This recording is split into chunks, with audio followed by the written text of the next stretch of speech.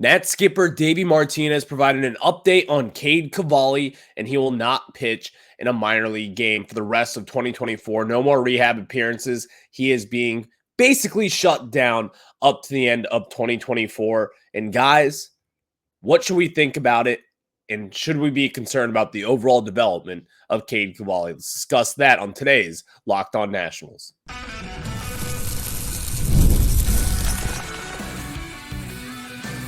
You are Locked On Nationals, your daily Washington Nationals podcast, part of the Locked On Podcast Network, your team every day. And thank you all for making Locked On Nationals your first listen every single day, as we are free and available wherever you get your podcasts. And of course, I'm your host, Ryan Clary. You can catch me over on Twitter at RyanClary11 and as well as our show page at LO_Nationals for all your latest Nationals news and notes. Make sure to check us out over on Twitter. And while you're at it, make sure to search up Locked On Nationals wherever you get your podcasts, including over on YouTube. You can search up on Spotify, Apple, Google, wherever it is. We will be right there for you. Again, just search Locked On Nationals and you can hit that subscriber button for me, please. Tonight, the Mets are going to try to go for the sweep against the Washington Nationals, but luckily for us, it is a Herz day. DJ Herz is on the bump against the New York Mets, against Jose Quintana, so we'll have that preview for you later on in today's show. And I do want to talk about Mitchell Parker, who second half, it has been a real struggle bus for him. I mean, we were talking about this guy being the best young pitcher for the Nationals in quite some time in the first half. Since then, has not been all too great. I've got the season numbers stacked up for you, and it really is not all good right now for Mitchell Parker. So I kind of want to get into a big discussion about what his future is like here in DC and what it should look like moving forward for the big lefty. So we'll discuss that later on. Davey Martinez, though, he provided an update on Cade Cavalli. And it's not a good one. It's not what you want to hear.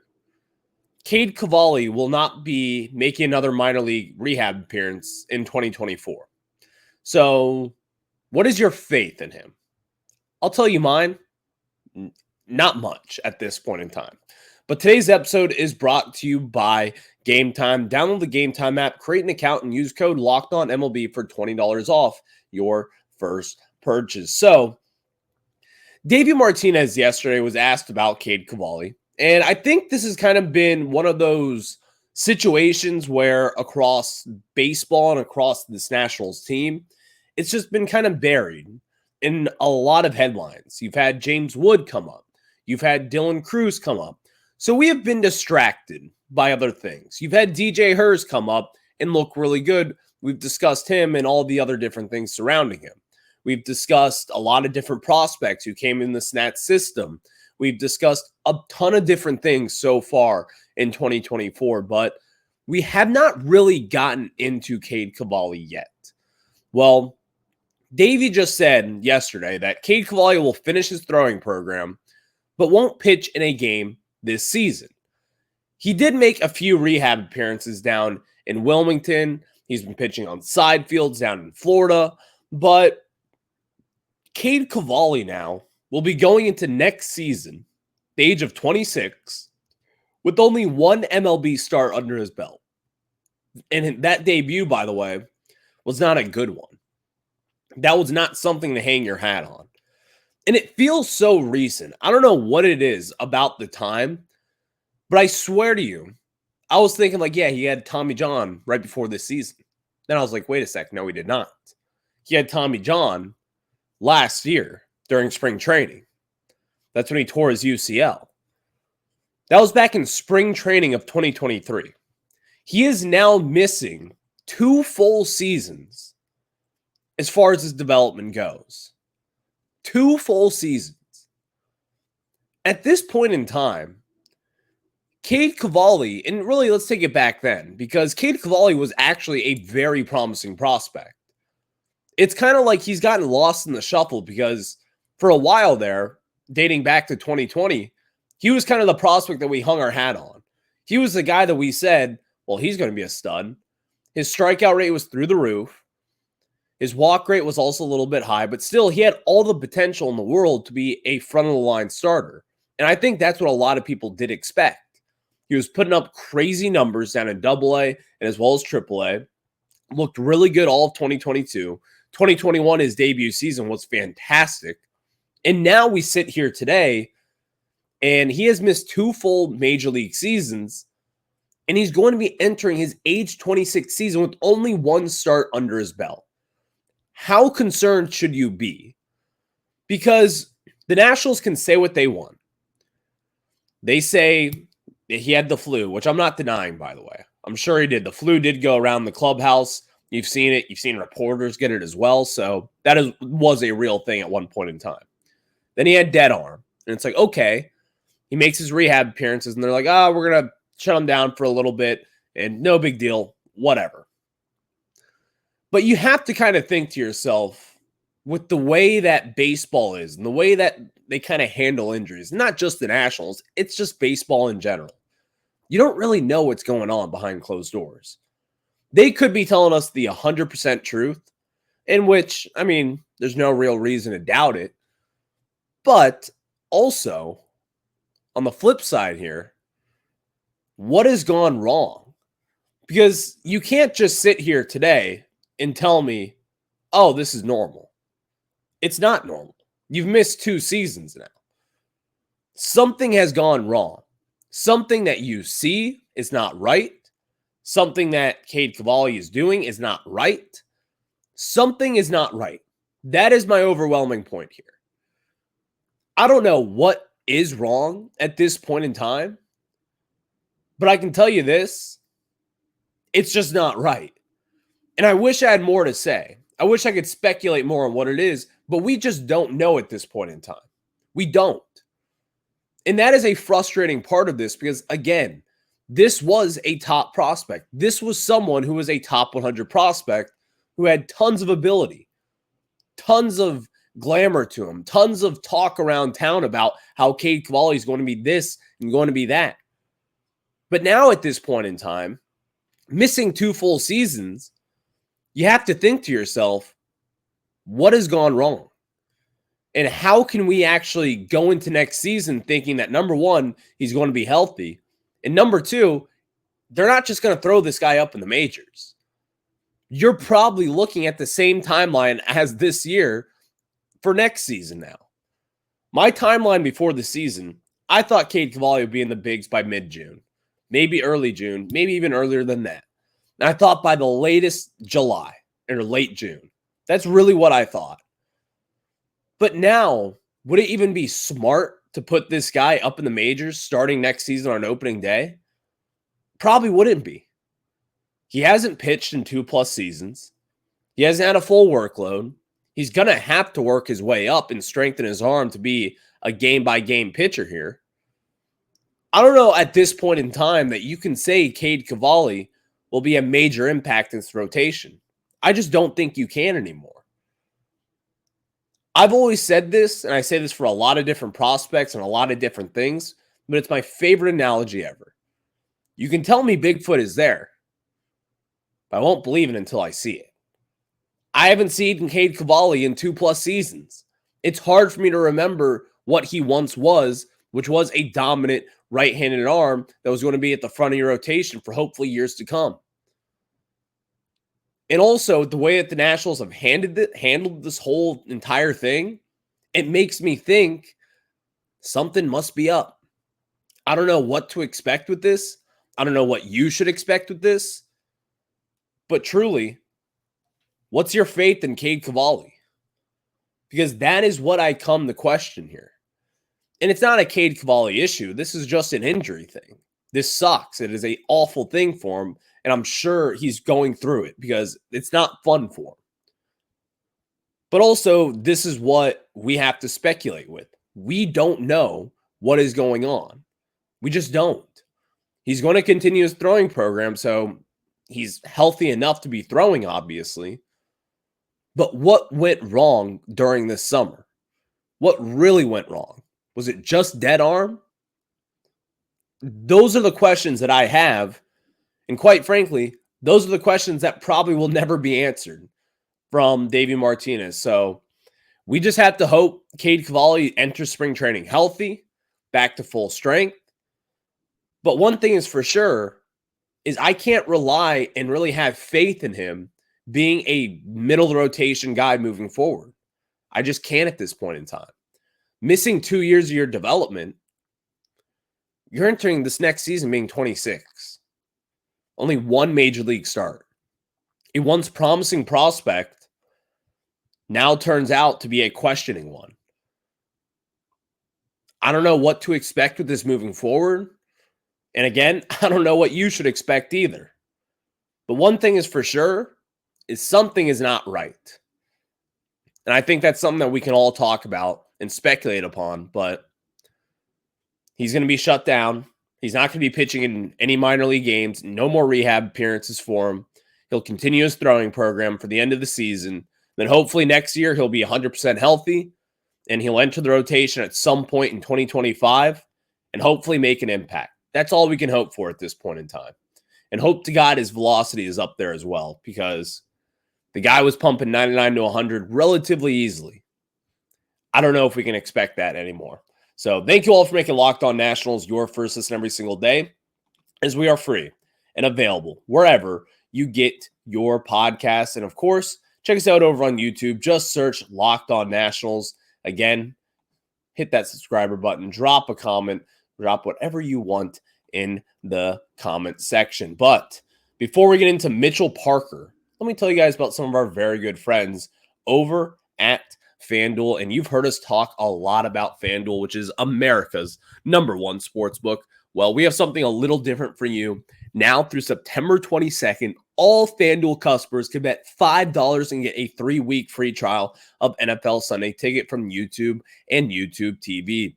Then with a YouTube TV base plan, you'll be able to watch every regular season Sunday afternoon out of market game. All you need is a Google account and a current form of payment, and you can cancel any time. All you have to do is visit FanDuel.com and download America's #1 sportsbook. Again, all you have to do is visit FanDuel.com, download America's #1 sportsbook, and of course, now September 22nd, FanDuel customers can bet $5 and get a 3-week free trial of NFL Sunday Ticket from YouTube and YouTube TV.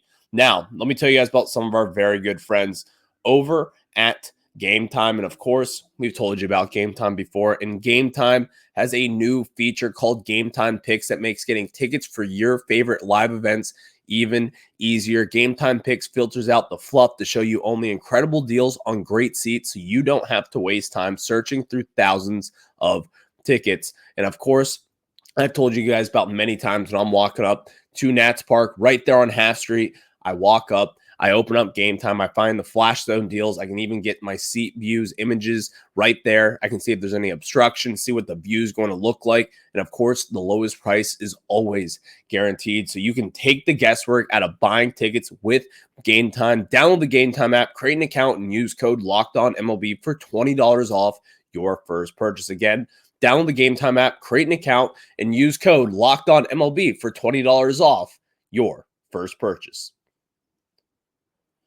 Thank you all for making Locked On Nationals your first listen every single day, as we are free and available wherever you get your podcast. So let's kind of address the other elephant in the room.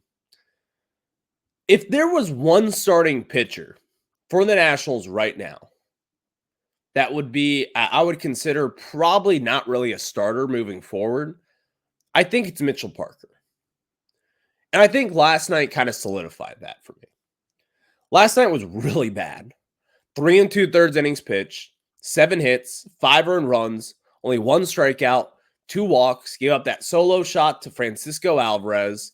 And I think all the shiny glamour that we saw from Mitchell Parker has kind of just washed away.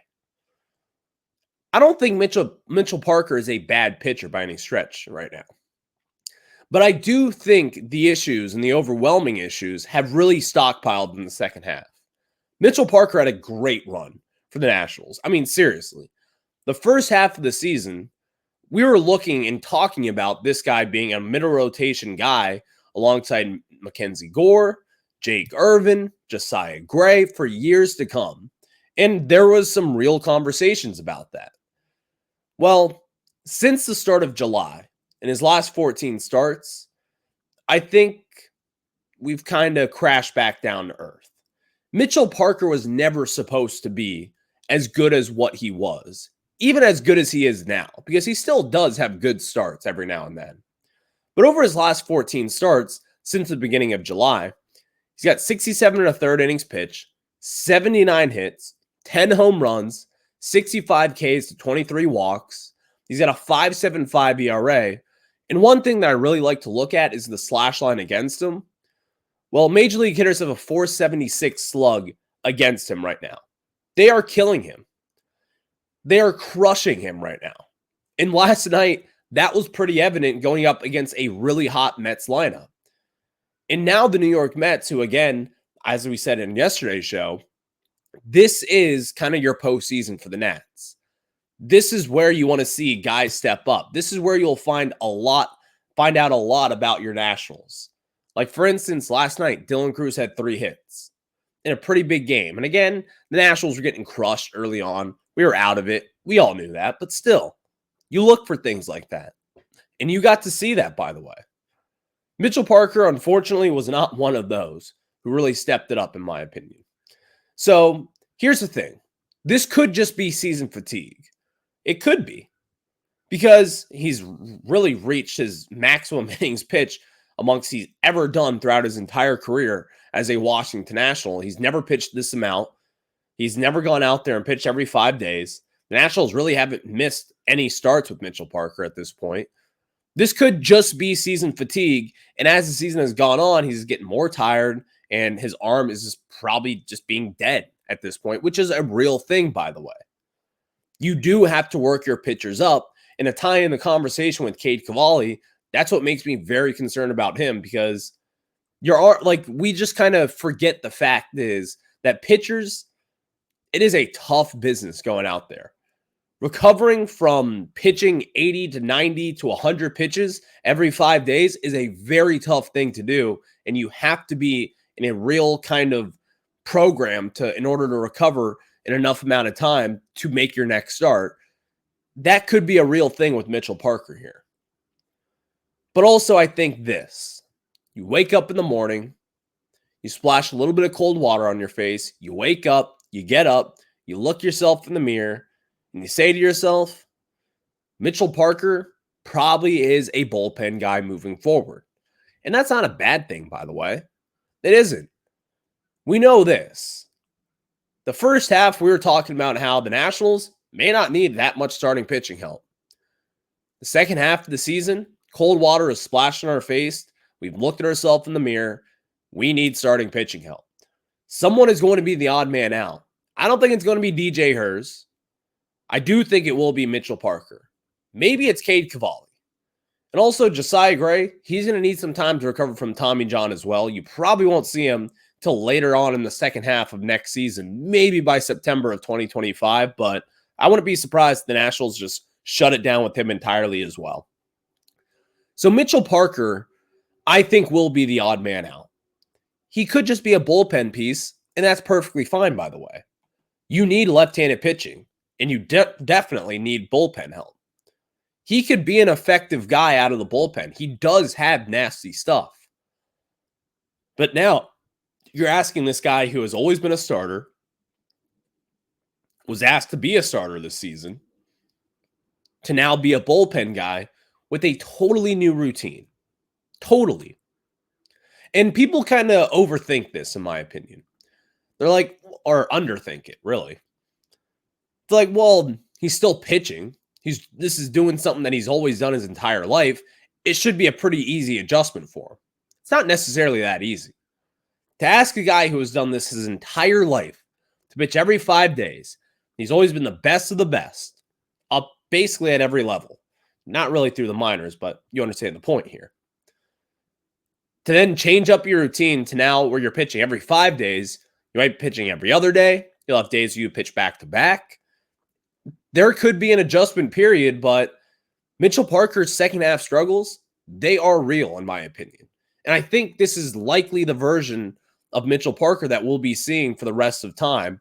And that's not a bad thing again. I want to hit home on this point. If Mitchell Parker is a good bullpen piece, that's a great little domino or a puzzle piece to fit in this massive puzzle that we call a rebuilding baseball team. That's another piece of the puzzle that will add up, and that will be a good thing because I do think Mitchell Parker is a big league pitcher. But what I don't think is that he will be an everyday, reliable starting pitcher for this team moving forward. I think it will start off as that next season, but I don't think it will finish as that.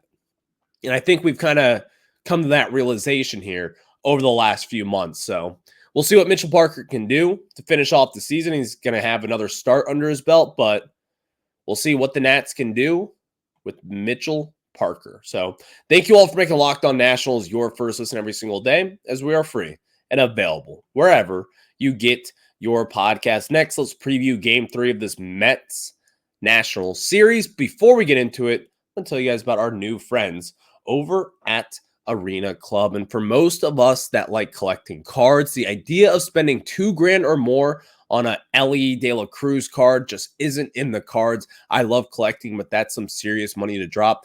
Thanks to slab packs from arenaclub.com, now it's possible to score gem mints for a fraction of their retail price. Every card that I listed was hit from last week's Arena Club slab pack, and Arena Club is the only repack that provides real value, a complete view of all possible cards, and clear hit rates for each one. You may be asking, well, Arena Club slab packs are revolutionizing the repack game with transparency, and after your pulls are revealed, they'll immediately be placed in your showroom for safekeeping, selling, trading, or auction. And the Arena Club grading process is accurate, fast, and transparent with a full grade rationale provided, an explanation of how your card was scored. Whether you're buying, selling, trading, or displaying, Arena Club is a card collecting platform you have to check out.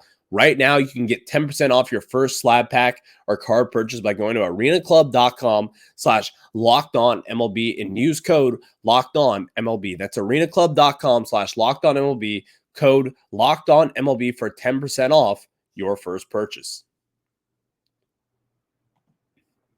Thank you all for making Locked On Nationals your first listen every single day, as we are free and available wherever you get your podcast. It's a DJ Herz day. Left-handed pitchers going at it, and the Nationals are trying to avoid the sweep. C.J. Abrams made his return last night, did collect a nice little hit there, but here's the thing. The Mets, I think I undervalued them. They have been a very hot team up to this point. We don't really talk too much about the rest of the NL East here unless when we play them. I try to keep it national-centric, but if you really look at the Mets and their trends right now, I hate to say this, but the Mets are a dangerous team. No one's really talking about them. They have been on this scorching hot streak here over the last few months, and I don't know what else to say, but the Mets could be a sleeper World Series team. They are a solid team up to this point. They're getting really good pitching performances. The offense is doing really well, as you saw that explosion yesterday for 10 runs against the Nationals. But at this point in time, I hate to admit it, the Mets are really good. And no one's talking about that. I think they are getting hot at the right time, which is unfortunate because I don't want to see the Mets do well. I don't want to see the Phillies do well. And I certainly don't want to see the Braves do well. I don't want anyone in the NL East to do well outside of your Washington Nationals, but that's a different discussion for a different day once we have our playoff prediction series. But at this point, I have to kind of think to myself, well, what will the Nationals be tonight? Can they avoid the sweep with your rookie pitcher, DJ Herz, who has been very good, by the way? I think DJ Herz, again, has been your Nationals Cy Young winner for the second half of the season. He has been the best starter / bullpen piece, in my opinion. But DJ Herz, I don't know if he's going to be able to go up against this Mets offense right now and not get rocked around. The Nationals held them in check with Jake Irvin on Monday night, but can they do it again twice in 1 week? I guess we'll find out tonight. So thank you all for making Locked On Nats your first listen every single day, as we are free and available wherever you get your podcast. I will catch you guys on the flip side. It has been a good show today.